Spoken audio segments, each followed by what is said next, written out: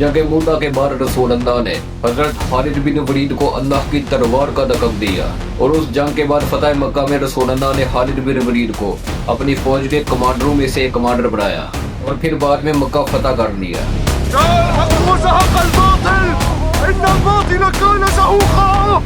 अब हजरत खालिद बिन वलीद मुसलमानों की फौज के अहम कमांडरों में से एक कमांडर बन चुके थे, लेकिन फतह मक्का के कुछ ही देर बाद उनसे एक बहुत ही बड़ी गलती हो गई।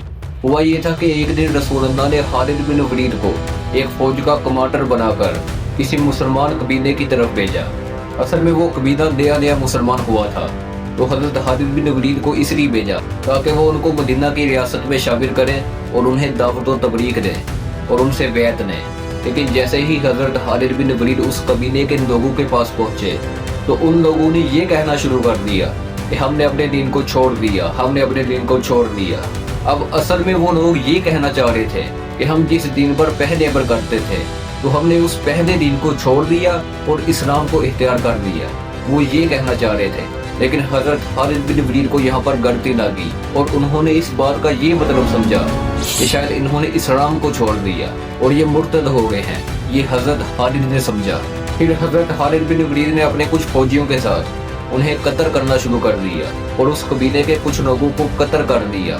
फिर जैसे ही रसूलुल्लाह को ये खबर पहुंची कि हजरत खालिद बिन वलीद से ये गलती हो गई है, तो रसूलुल्लाह ने फरमाया कि ऐ अल्लाह, खालिद के इस अमर से मेरा कोई ताल्लुक नहीं, यानी कि मैंने खालिद को ये काम करने का नहीं था, ये इसका अपना फैसला था। जब हजरत खालिद ने ये बताया कि मुझसे ये गलती हो गई है, तो पास ही हजरत अब्दुर्रहमान बिन औफ ने हजरत खालिद से ये कहा कि तुमने उन लोगों को इसलिए कत्ल किया है क्योंकि उन लोगों ने तुम्हारे चाचा का कत्ल किया था, तो तुमने अपने चाचा की मौत का बदला लेने के लिए उस कबीले वालों को कत्ल किया है। असल में हुआ ये था कि इस वाक़ये से बहुत देर पहले उस कबीले के लोगों ने हजरत खालिद बिन वलीद के चाचा को कत्ल किया था। तो हजरत अब्दुर्रहमान बिन औफ ने ये समझा कि खालिद ने अपने चाचा का बदला दिया है। तो फिर हजरत अब्दुर्रहमान बिन औफ और हजरत खालिद में बहस शुरू हो गई और इस बहस के दौरान हजरत खालिद बिन वलीद ने हजरत अब्दुर्रहमान बिन औफ को बुरा भला कह दिया, यानी उनके बारे में कुछ नामुनासिब अल्फाज अदा किए। तो पास ही रसूलुल्लाह सल्लल्लाहु अलैहि वसल्लम ने हजरत खालिद से फरमाया कि तुम मेरे सहाबा को बुरा भला ना कहो। खुदा की कसम, अगर तुम में से कोई ओहद पहाड़ इतना सोना भी अल्लाह की राह में खर्च करे और मेरे ये सहाबी एक मुट्ठी गंदम अल्लाह की राह में खर्च करें, तो उनकी एक मुट्ठी गंदम की वैल्यू तुम्हारे ओहद पहाड़ जितने सोने से ज्यादा होगी। ये रसूलुल्लाह ने हजरत खालिद बिन वलीद से फरमाया। इसके बाद हजरत खालिद बिन वलीद भी खामोश हो गए और उन्हें अपनी गलती का एहसास हो गया। अब गौर करने के बाद ये है कि हजरत अब्दुर्रहमान बिन औफ और हजरत खालिद बिन वलीद ये दोनों ही अल्लाह के नबी के सहाबी थे। तो रसूलुल्लाह ने हजरत खालिद से ये क्यों कहा कि तुम मेरे सहाबा को बुरा ना कहो, जबकि वो भी सहाबी थे।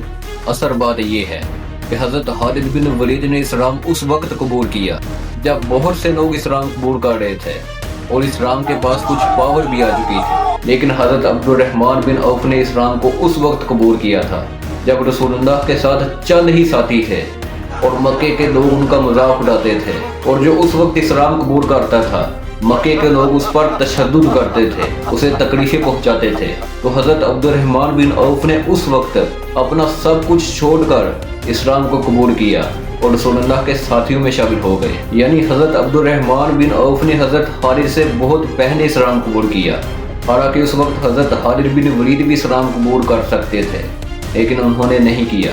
उन्होंने रसूलुल्लाह के ऐलान नबूवत के तकरीबन 19 साल बाद जाके इस्लाम कबूल किया। तो इसलिए रसूलुल्लाह ने हजरत अब्दुर्रहमान बिन औफ का साथ दिया। इस वाक़या के तकरीबन 1 साल बाद 9 हिजरी में रसूलुल्लाह सल्लल्लाहु अलैहि वसल्लम रोमन एम्पायर से जंग करने के लिए एक बहुत बड़ी फौज तैयार कर रहे थे और अल्लाह ने भी कुरान में हुक्म जारी कर दिया था कि जो बंदा भी सही सलामत हो, उसे कोई बीमारी ना हो या कोई और उज़र उसके साथ ना जुड़ा हुआ हो, इसके बावजूद वो उस जंग में शामिल ना हुआ तो वो मुनाफिकों में से शुमार किया जाएगा। यानी कि हर सही सलामत मुस्लिम को उस फौज के अंदर शामिल होना पड़ेगा। ये अल्लाह का हुक्म था। तो फिर तकरीबन कोई 30,000 मुसलमान रसूलुल्लाह की फौज में शामिल हो गए और एक बार फिर से उस फौज के अहम कमांडरों में से हजरत खालिद भी उस फौज के एक कमांडर थे। अब जब रसूलुल्लाह मदीना से बहुत बड़ी फौज लेकर रोमन एम्पायर की बाउंड्री तक पहुँचे तो वहाँ पर मुसलमानों को रोमन एम्पायर की कोई फौज नज़र नहीं आई, इसलिए वो जंग नहीं हुई। तो खैर वहाँ पर तो कोई जंग नहीं हुई, लेकिन रसूलुल्लाह ने अपने इर्द गिर्द के कबीलों से मुआहिदे कर लिए। कुछ कबीलों से तो ये मुआहिदा हुआ कि वो ना तो रोमन एम्पायर का साथ देंगे और ना ही मुसलमानों का, और कुछ से ये हुआ कि जब जंग होगी तो वो मुसलमानों का साथ देंगे। अब ये मुआहिदा करके रसूलुल्लाह वापस मदीने में आ गए। अब ये वाक़या तो 9 हिजरी में हुआ था, लेकिन 9 हिजरी के 2 साल बाद 11 हिजरी में मुसलमानों को एक बहुत बड़ी दुख की खबर मिली, और वो खबर ये थी कि रसूलुल्लाह सल्लल्लाहु अलैहि वसल्लम फौत हो चुके हैं।